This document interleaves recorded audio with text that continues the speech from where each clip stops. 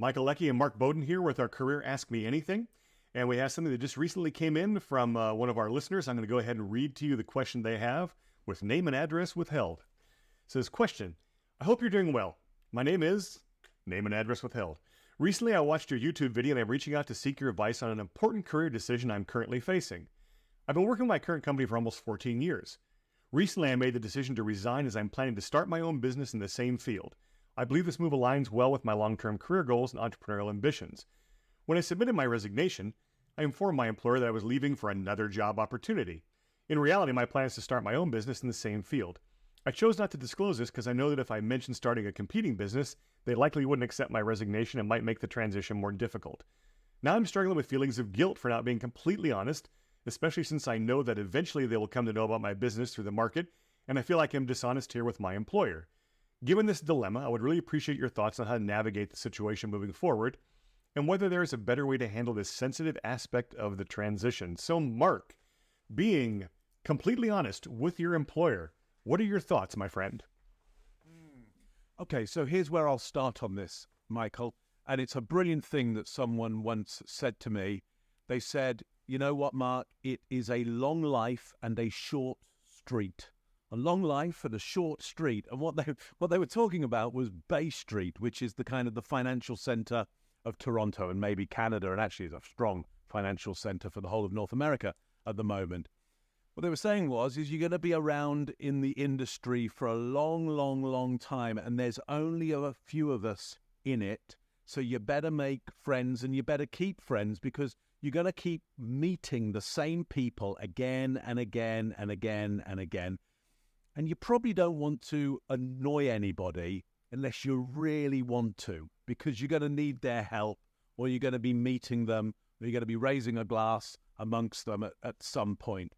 So I think this person here is right to be a little bit nervous about the situation, because there could come a future where this person needs the support of this past employer. I mean, who knows what's going to happen in the future? There could be alliances in the future. There could be support needed.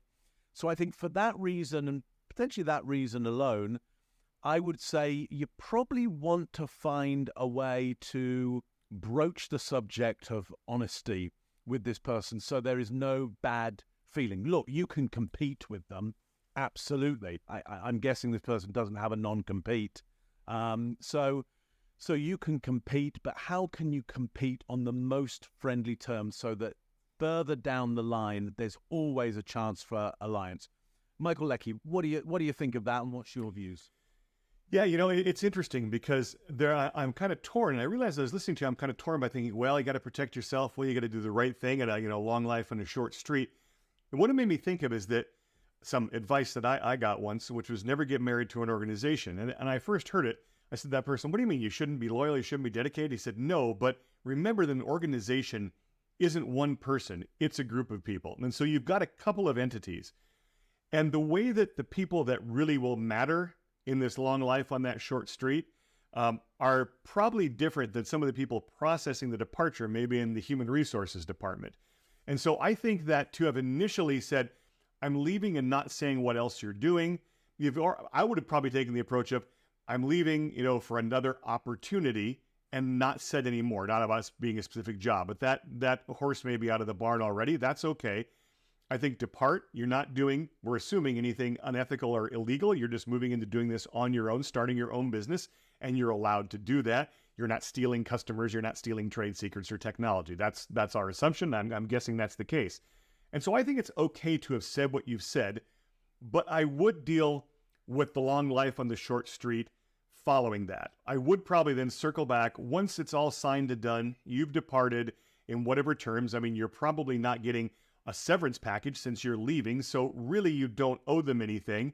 And if you've left and you've moved on your own, I would probably then circle back and go back to the people I worked with that I think are going to matter in that long life on the short street, and say, hey, I just wanted you to know my other opportunity is I'm starting this on my own. I've been completely above board. You don't have to worry. I haven't done anything. I haven't taken anything. I haven't leveraged anything. But I wanted you to know because I really care about this company and I respect this company. I wasn't sure how that would come across when I was initially dealing with the departure with HR, or whether it would trigger alarm bells that didn't need to be raised. And so I really needed to think it through, but here's what's really going on. That's probably how I'd handle it. Mark, what do you think? Is that a viable compromise, or how would you do that? No, I think you've made a really good distinction there. What comes to mind for me is, look, you have no reason to be faithful to the corporation or even necessarily the company, but there are your colleagues who may be future colleagues. So I think it's splitting the two up and going, look, the corporation and the company is a legal entity which will never care about you. It's not a human being, though it has some strange rights of a human being. It's not a human being.